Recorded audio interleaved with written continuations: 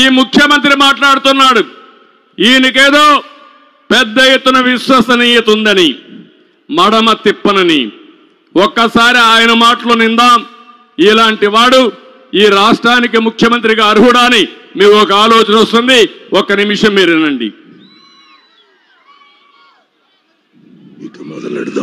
25కి 25 MP స్థానాలు మనమే తెచ్చుకుందాం. ఆ తర్వాత ప్రత్యేక హోదా ఎలా రాకుండా పోతుందో కూడా గట్టిగా చూస్తామని చెప్పి కూడా చెప్పండి. మన ప్రభుత్వంలో పూర్తిగా మద్యాన్ని నిషేధిస్తాం అని చెప్పి గట్టిగా కూడా చెప్తాం. నా సిపిఎస్ మనం అధికారంలోకి వచ్చిన వారంలో చేపించేస్తానన్నా. ప్రతి సంవత్సరం జనవరి 1వ తారీఖున ప్రభుత్వ ఉద్యోగాల భర్తీకి క్యాలెండర్ కూడా విడుదల చేస్తాను అని చెప్పి మీ అందరికీ కూడా హామీ ఇస్తా ఉన్నా. 200 యూనిట్ల వరకు మీకు కరెంటు ఉచితంగా ఇస్తామని చెప్పి మీ అందరికీ కూడా చెప్తా ఉన్నా. ప్రాజెక్టు 2021 జూన్ నాటికి కంప్లీట్ చేస్తాము. ఖరీఫ్ 2022 నాటికి నీళ్లు ఇచ్చే పరిస్థితి తీసుకొని వస్తానని కూడా ఖచ్చితంగా కూడా చెప్తా ఉన్నా. 2023 ఖరీఫ్ కు కల్లా ఈ ప్రాజెక్టు పూర్తి చేస్తామని చెప్పి చెప్తా ఉన్నా. 2025 ఖరీఫ్ కల్లా ఖచ్చితంగా గోదావరి పోలవరం ప్రాజెక్టు పూర్తి చేసి సమగ్ర సప్లాన్ చట్టాన్ని చట్టబద్ధంగా తీసుకొస్తామని చెప్పి హామీ ఇస్తా ఉన్నాము. 3వ వంతు నిధులు బీసీలకు కేటాయిస్తాము అని చెప్పి హామీ ఇస్తా ఉన్నాను మీ అందరికీ. ఇలా ఉట్టి బీసీలకే 139 కార్పొరేషన్లు పెడతామని చెప్పి మీ అందరికీ హామీ ఇస్తా ఉన్నాం.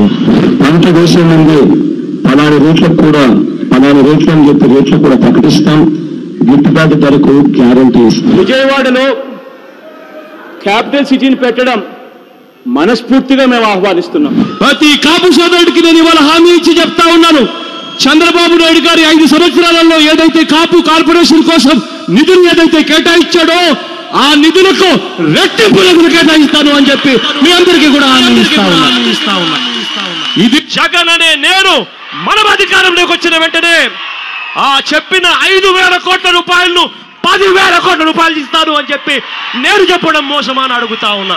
సౌమ్యుడిగా పేరు పొందిన ఎక్స్-ఎంపీని అతి కిరాతకంగా ఇంట్లోకి చొరబడి ఒడ్డని తీసుకుని నరికి అత్యంత దారుణంగా చంపడం అన్నది ఇంతకన్నా దారుణమైన విషయం ఎక్కడా ఉండదు. కరెంటు ఛార్జీలు బాధుడే బాధుడు.